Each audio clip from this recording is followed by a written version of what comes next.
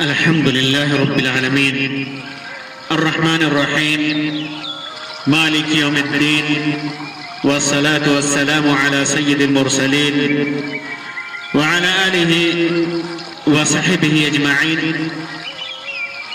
أما بعد. محترم سامعین و ناظرین، قرض لینا یہ انسان کی ایک دنیاوی ضرورت ہے. ہر انسان ایسے دور سے گزرتا ہے، ایسے وقت سے گزرتا ہے کہ اسے زندگی گزارنے کے لیے قرض لینے کی ضرورت پڑتی ہے. تھوڑا لے، زیادہ لے، تجارت کے لیے، گھر چلانے کے لیے، پڑھائی کے لیے، زمین و جائیداد خریدنے کے لیے، کسی بھی صورت میں اسے قرض کی ضرورت پڑتی ہے. ہر انسان کو ہوتی ہے. قرض لینے کا فائدہ بھی ہے. معاشرہ بھوک، غربت اور افلاس سے بچتا ہے.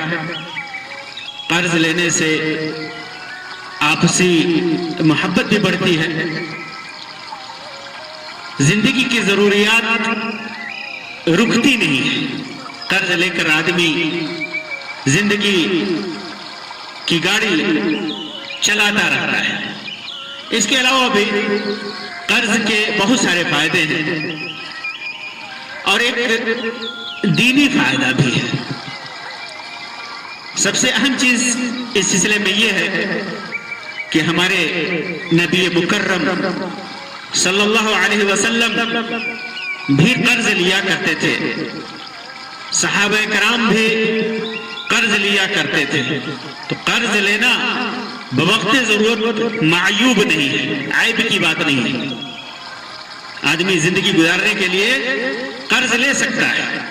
یہ تقوی کے خلاف نہیں ہے، دین کے خلاف نہیں ہے، شریعت کے خلاف نہیں ہے، بلکہ دنیا کے ساتھ ساتھ دینی ضرورت بھی ہے. دینی ضرورت بھی ہے. اور خود اللہ کے رسول صلی اللہ علیہ وسلم نے قرض لیا.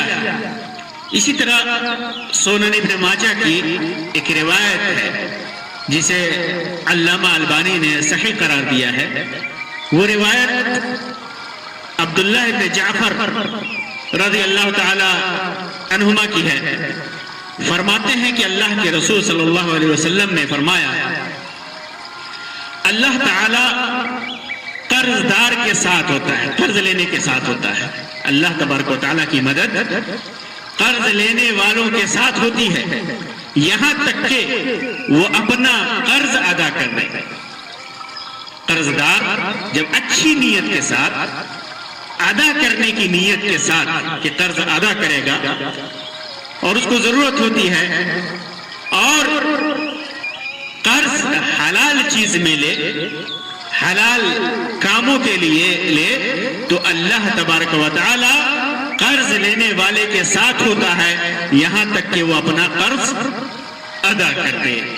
جبکہ وہ قرض ایسی چیز کے لیے نہ ہو جس کو اللہ ناپسند کرتا ہے، ناپسند طریقے پہ نہ ہو.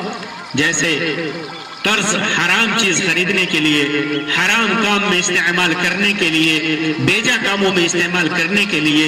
قرض سود پر مبنی ہو، اس طرح کی باتیں نہ ہو. سود تو قطعاً حرام ہے. سود بھی قرض کی ایک قسم ہے. سود بھی قرض کی ایک قسم ہے.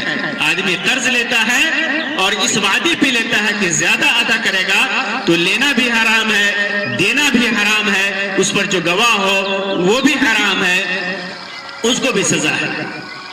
تو قرض حرام کام میں نہ لیا ہو، حرام طریقے پہ نہ لیا ہو، تو قرض لینے والے کے ساتھ اللہ تبارک و تعالی ہوتا ہے.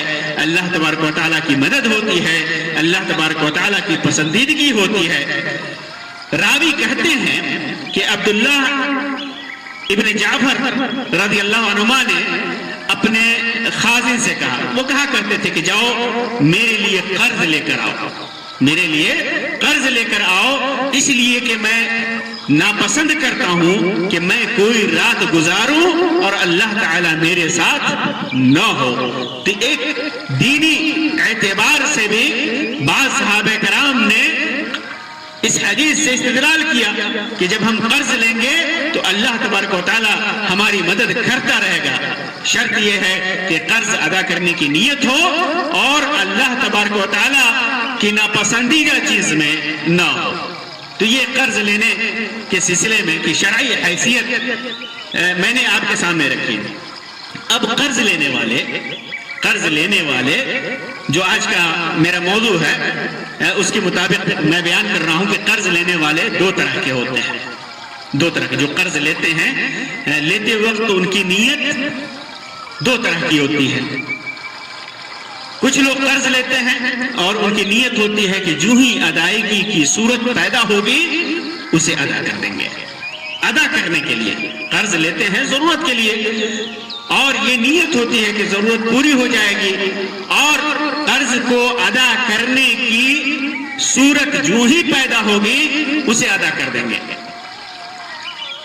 اور کچھ لوگ قرض لے لیتے ہیں لیکن نیت ادا کرنے کی نہیں ہوتی، بس موج اور مستی کے لیے لیتے ہیں، اپنے دل کے سکون کے لیے لیتے ہیں، دل کی تسکین کے لیے لیتے ہیں، اور جب ان سے نیت نہیں ہوتی ادا کرنے کی، بس لیتے جاتے ہیں، دینا ہے یا نہیں اس کی نیت نہیں ہوتی، اور یہ کبھی بسا اوقات نیت ہوتی ہے کہ دیں گے ہی نہیں، بس گھماتے رہیں گے، طلب کرنے پر 10 طرح کے بہانے بناتے ہیں، بیجا ٹال مٹول سے کام لیتے ہیں، اور یہاں تک کہ ایسے لوگوں کے ساتھ محبت کے بجائے نفرت پیدا ہوتی ہے، معاشرے میں انہیں لوگ نفرت کی نگاہ سے دیکھتے ہیں۔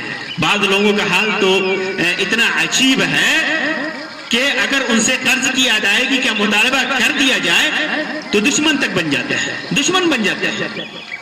تو یہ دو طرح کے لوگ ہیں۔ آئیے دیکھتے ہیں ان دونوں طرح کے لوگوں کے سلسلے میں قرآن و سنت میں کیا وعیدیں آئی ہیں اور کیا خوشخبری آئی ہے۔ شریعت نے، اللہ تبارک و تعالیٰ نے، اس کے رسول نے ان دونوں طرح کے آدمیوں کے سلسلے میں کون سا موقف بیان کیا ہے، کون سی بات بتائی ہے۔ پہلی قسم ان لوگوں کی جو قرض لیتے ہیں، اپنی ضرورت پوری کرنے کے لیے قرض لیتے ہیں اور قرض کی ادائیگی کی نیت ہوتی ہے، لیتے ہیں کہ ضرورت پوری کریں گے اور ان کی نیت ہوتی ہے کہ جو ہی اسباب پیدا ہوں گے ادائیگی کیا ادا کر دیں گے۔ تو ایسے لوگوں کے سلسلے میں ابو ہریرہ رضی اللہ تعالیٰ عنہ کی روایت امام بخاری نے اپنی صحیح کے اندر ذکر کیا ہے کہ اللہ کے رسول صلی اللہ علیہ وسلم نے فرمایا، من اخذ اموال الناس يريد اداءها ادى الله عنه، جو لوگوں کا مال قرض کے طور پر ادا کرنے کی نیت سے لیتا ہے، جو آدمی لوگوں سے قرض لیتا ہے اس نیت سے کہ اسے ادا کرے گا تو کیا ہوتا ہے، ادى الله عنه، تو اللہ تعالیٰ بھی اس کی طرف سے ادا کرے گا۔ اللہ تبارک و تعالیٰ اس کی مدد کرتا ہے، اللہ تبارک و تعالیٰ اس کے لیے وسیلہ اور ذریعہ بنا دیتا ہے کہ وہ اپنا قرض ادا کرے۔ اللہ تبارک و تعالیٰ کی مدد اس کے شامل حال ہوتی ہے۔ اور آگے فرمایا، وَمَنْ أَخَذَ يُرِيدُ إِتْلَافَهَا أَتْلَفَهُ اللَّهُ، اور جو کوئی آدمی قرض لیتا ہے نہ دینے کے لیے تو اللہ تعالیٰ بھی اس کو تباہ اور برباد کر دیتا ہے۔ اسی طرح سنن نسائی اور سنن ابن ماجہ وغیرہ کی روایت ہے، ام المومنین میمونہ رضی اللہ تعالیٰ عنہ کی روایت ہے، ان کے سلسلے میں آتا ہے کہ وہ قرض لیا کرتی تھی۔ خود ام المومنین میمونہ رضی اللہ عنہ فرماتی ہیں کہ وہ خود قرض لیا کرتی تھی، تو ان کے گھر والوں میں سے کسی نے ان سے کہا کہ آپ ایسا نہ کریں، اور وہ لوگ ناپسند کرتے تھے، ان کے گھر والے ان کے ایسا کرنے کو انہوں نے ناپسند کیا، تو وہ بول دی کیوں نہ ایسا نہ کریں. وہ کہتی ہیں کہ میں کیوں ایسا نہ کروں.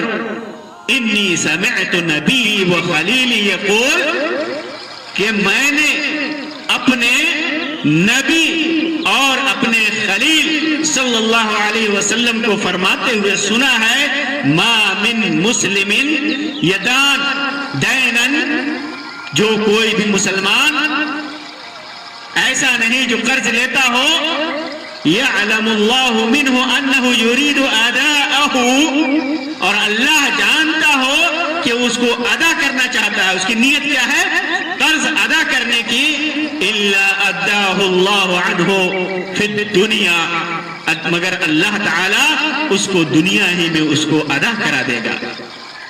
یہ یعنی جو آدمی قرض لیتا ہے ادا کرنے کی نیت سے، تو اللہ تبارک و تعالی اس کی ادائیگی کا راستہ پیدا کرے گا. اس روایت میں جو دنیا کا لفظ ہے، پھر دنیا، محدثین نے اس روایت کو صحیح قرار دیا، خاص طور سے علامہ البانی رحمۃ اللہ علیہ نے کہا کہ یہ روایت صحیح ہے سوائے پھر دنیا کے لفظ کے. پھر دنیا کا لفظ اس سلسلے میں ثابت نہیں ہے، پھر دنیا کا لفظ ثابت نہیں ہے، باقی اللہ تبارک و تعالیٰ اس کی ادائیگی کا راستہ پیدا کر دے گا، یہ صحیح ہے. تو یہ ان لوگوں کے سلسلے میں ہے جو قرض لیتے ہیں ادا کرنے کی نیت سے. اب رہ گئی بات ان لوگوں کی جو قرض لیتے ہیں لیکن ان کی نیت ادا کرنے کی نہیں ہوتی ہے. تو اس سلسلے میں آئیے دیکھتے ہیں کہ کون سی روایتیں ہیں، کتنی بھیانک ہے اس کی سزا. صہیب الخیر سے روایت ہے، ابن ماجہ کی، سنن ابن ماجہ کی روایت ہے. صہیب الخیر سے فرماتے ہیں اللہ کے رسول صلی اللہ علیہ وسلم نے ارشاد فرمایا، ایما رجل تدین دینا وهو مجمع الا يوفيه اياه لقي الله سارقا. غور کیجئے کتنا بھیانک اس کا گناہ ہے. صہیب الخیر رضی اللہ عنہ کہتے ہیں کہ اللہ کے رسول صلی اللہ علیہ وسلم فرمایا، جو قرض لے اور اس کو ادا کرنے کی نیت نہ رکھتا ہو، وَهُوَ مُجْمِعٌ أَلَّا يُوَفِّيَهُ إِيَّاهُ، قرض لیتا ہے اور اس کو ادا کرنے کی نیت نہیں ہے، تو اللہ تبارک و تعالیٰ سے ملے گا اس حال میں کہ وہ چور ہوگا. ایسا آدمی چور ہے جو قرض لے اور قرض لے کر کے اسے ادا کرنے کی نیت نہ ہو. امام ابن ماجہ نے اس کو روایت کیا اور علامہ البانی نے اس روایت کو حسن صحیح قرار دیا ہے. اسی طرح ایک روایت ہے ثوبان رضی اللہ تعالیٰ عنہ کی روایت، جو اللہ کے رسول صلی اللہ علیہ وسلم کے مولا تھے، فرماتے ہیں کہ اللہ کے رسول صلی اللہ علیہ وسلم نے فرمایا کہ من فارق الروح الجسد وهو بريء من ثلاث دخل الجنة من الكبر والغلول والدين.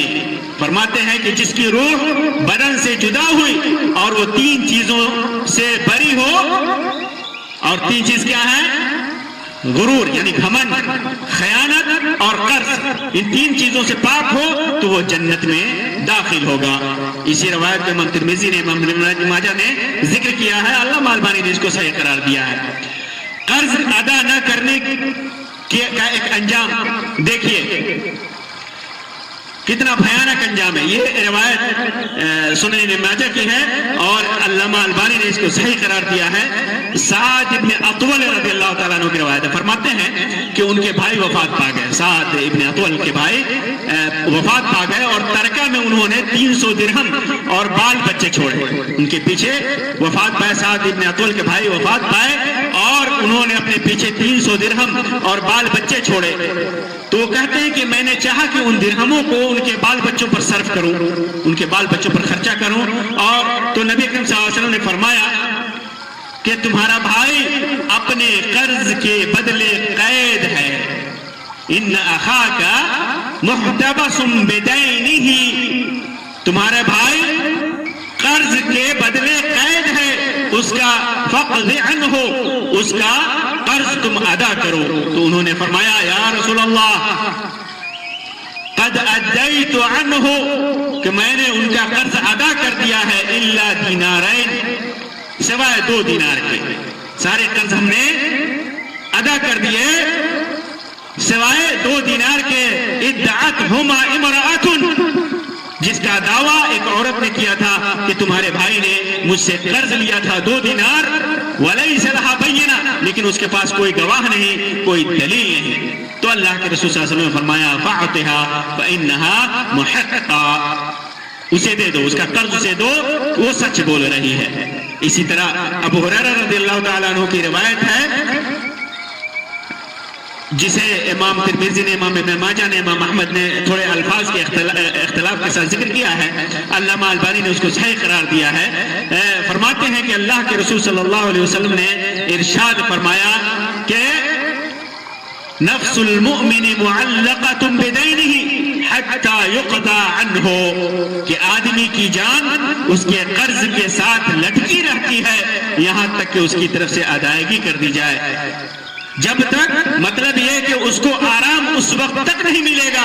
آدمی مر گیا قرض نہیں ادا کیا تو اس کو اس وقت تک آرام نہیں ملے گا یا وہ جنت میں داخل نہ ہو پائے گا جب تک کہ وہ قرض ادا نہ ہو جائے کوئی اس قرض کو ادا نہ کر دے. اسی طرح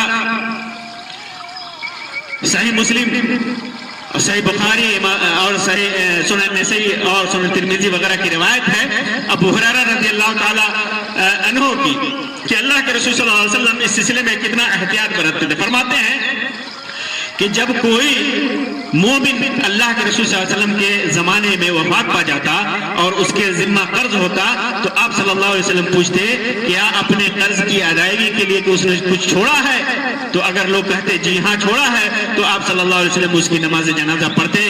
اگر کہتے کہ نہیں کچھ نہیں چھوڑا ہے تو آپ صلی اللہ علیہ وسلم فرماتے تم لوگ اپنے ساتھی کی نماز جنازہ پڑھ لو.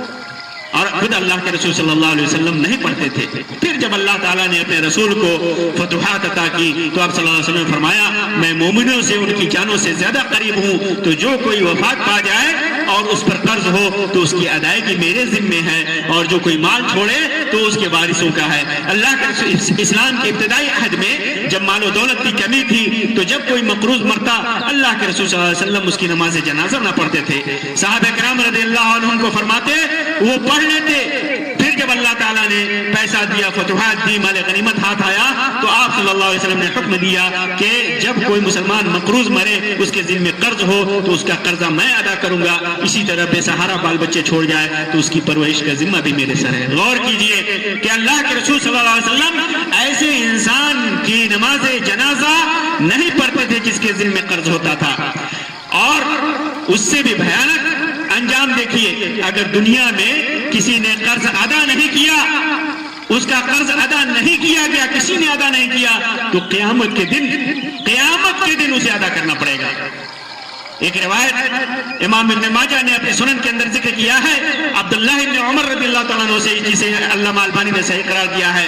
فرماتے ہیں عبداللہ ابن عمر رضی اللہ عنہما کہ اللہ کے رسول صلی اللہ علیہ وسلم نے فرمایا من مات وعلیہ دینار او درہم قضی من حسناته لیس ثم دینار ولا درہم کہ اللہ کے رسول صلی اللہ علیہ وسلم نے فرمایا جو مر جائے اور اس کے ذمہ کسی کا کوئی دینار ہو یا درہم ہو تو قیامت میں جہاں دینار اور درہم نہیں ہوگا اس کی نیکیوں سے ادا کیا جائے گا. تو غور کیجئے کہ قرض ادا نہ کرنا کتنا بڑا گناہ ہے. دنیا میں اسے ادا کرنا پڑے گا اس کی روح معلق ہوگی اسے آرام نہیں ملے گا یہاں تک کہ اسے اس کا قرض ادا نہ کر دیا جائے. اگر دنیا میں نہیں ادا کیا جاتا ہے تو قیامت میں اس کی نیکیوں سے لیا جائے گا اور بعض روایتوں کے مطابق اس کی نیکیاں ختم ہو جائے گی اور قرض ادا نہیں ہوگا تو پھر جس کا قرض لیا ہے اس کے گناہ اس کے اوپر لاد دیے جائیں گے.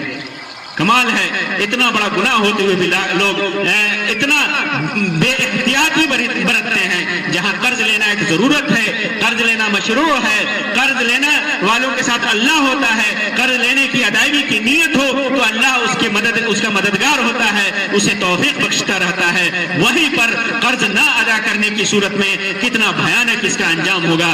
ہمیں اس کی کوئی پرواہ نہیں ہوتی کہ ہمیں قرض ادا کرنا ہے یا نہیں کرنا ہے. اللہ تبارک و تعالیٰ سے دعا ہے کہ اللہ تبارک و تعالیٰ ہر طرح کے گناہوں سے ہمیں تبارک و تعالی ہمیں سیدھے راستے پر چلائے. ہمارے اوپر جو قرض ہے لوگوں کا, اللہ تبارک و تعالی اس قرض کو صحیح طریقے سے وقت پر ادا کرنے کی توفیق عطا فرمائے, کوئی سبیل اور راستہ بنائے.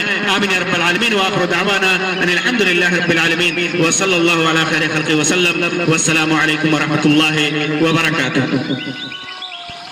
الحمد للہ.